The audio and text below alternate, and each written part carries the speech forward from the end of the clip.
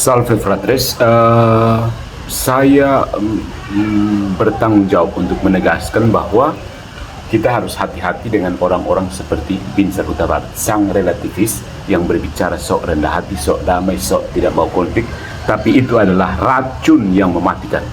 Racun yang mematikan. Hati-hati. Saya sudah pernah bilang, Protestantisme itu ada dua wajah. Wajah yang lemah lembut seperti nampak dalam di layar teologi dan Binzer Huta Barat, dan wajah yang terang-terangan seperti Deking Gadas NYM. Hati-hati, karena dua-duanya sama berbahayanya.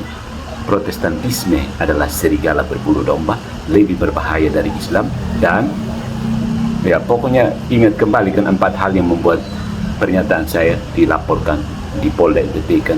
Mari kita lihat ini bahwa Binzer Huta Barat adalah serigala berbulu domba. Saya harus tegaskan ya, ini penting.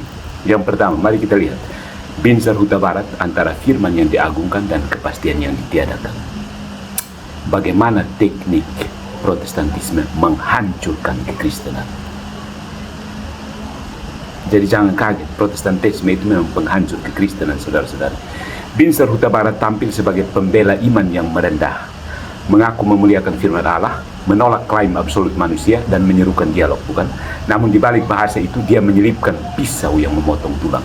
Dogma dianggap rumusan manusia belaka, otoritas gereja ditarik turun ke kursi terdakwa, dan epistemologi Kantian diangkat jadi hakim. Video tanggapan ini tidak sekedar untuk tanggapan, tetapi menelanjang di mana letak posisi sebenarnya, asumsi yang dia pakai, dan mengapa sebagai umat Kristiani harus jeli membaca nada yang dibungkus ramah tapi menggembosi fondasi ini. Hati-hati. Yang pertama, firman Allah absolut di bibir, cair di makna. Binzer berkali-kali menegaskan firman itu absolut, diri Allah absolut, kedengarannya kokoh, tapi begitu firman itu dipahami manusia, katanya segalanya relatif. Tafsir berkembang, rumusan tak pernah pasti, dan setiap dogma hanyalah konstruksi. Ini manuver retorik yang canggih. Dia memberi kehormatan pada Alkitab sambil memotong urat nadi otoritas yang menjaganya. Tanpa pagar tradisi dan magisterium, klaim firman absolut berubah menjadi papan nama kosong yang bisa diisi siapa saja, termasuk Binzer Huta Barat. Bagian yang kedua, asumsi epistemik. Kant naik ke mimbar dan Injil dipinggirkan. Bagus, Protestan hebat ya. Binzer mengulang tesis lama. Manusia hanya tahu fenomena, bukan nomena. Allah tidak bisa dipahami penuh karena keterbatasan. Benar sejauh pengakuan kerendahan hati, tetapi keliru ketika dijadikan absolut. Dia memutlakan ketidaktahuan sebagai norma. Yang ironis, dari premis kita terbatas, dia melompat ke kesimpulan tidak ada rumusan yang bisa mengikat. Padahal keterbatasan tidak meniadakan kebenaran parsial yang pasti, seperti gereja selalu ajarkan itu. Dia ingin keabsolutan Allah tanpa ada kepastian di bumi. Hasilnya iman jadi kabut, bukan berita.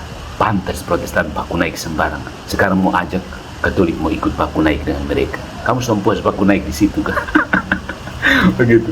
Bagian ketiga, dogma di kursi tersangka.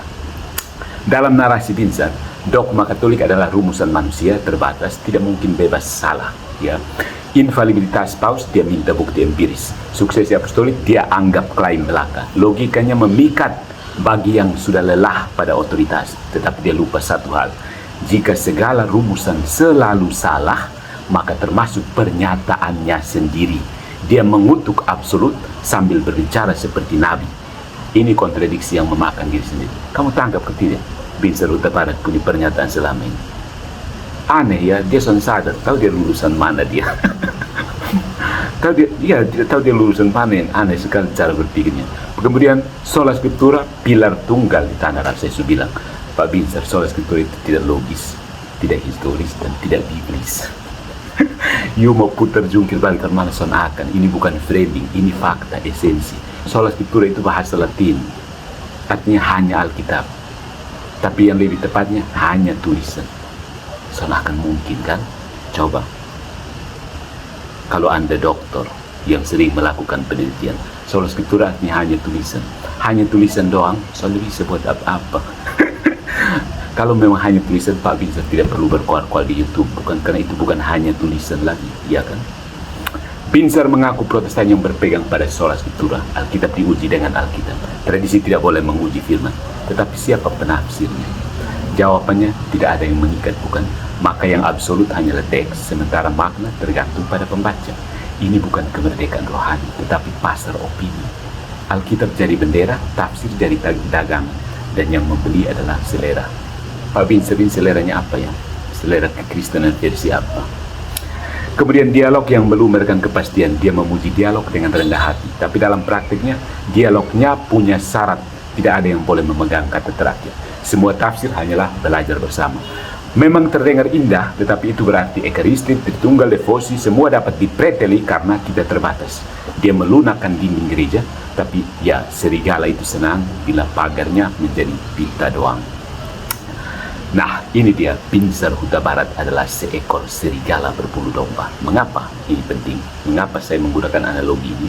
Karena pola pikir ini tampak aman, ramah, bahkan akademik.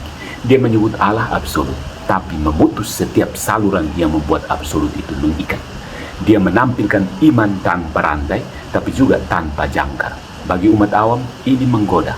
Tidak ada kepastian, tidak ada tanggung jawab. Inilah bentuk relativisme yang menolak nama relatif. Serigala berbulu domba bukan datang dengan gigi, tapi dengan senyum dan kata dialog. Oke.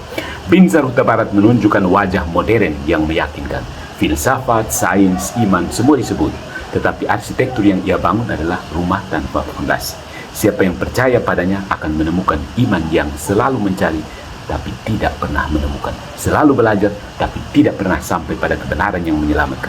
Bagi gereja, ini bukan sekedar perbedaan pendapat. Ini tantangan untuk mengingatkan. Kebenaran bukan mainan kata, bukan pasar tafsir. Kebenaran punya nama dan wajah, dan dia tidak pernah sekedar relatif. Ya. Jadi Pak Pincer, pikir baik-baik ya. Saya sarankan belajar filsafat juga. Jangan hanya langsung sola scriptura ini. Bahaya. Orang Indonesia tidak maju-maju karena kurang belajar filsafat. Protestan terlalu banyak. Sebenarnya kekristenan bisa mendukung kemerdekaan Indonesia, tapi Protestan merusak pola pikir. Bukti paling nyata itu di kami di TTS. Orang NTT angkat tangan. Kita bahas lain kali kalau kamu protes. Protestantisme itu merusak pola pikir.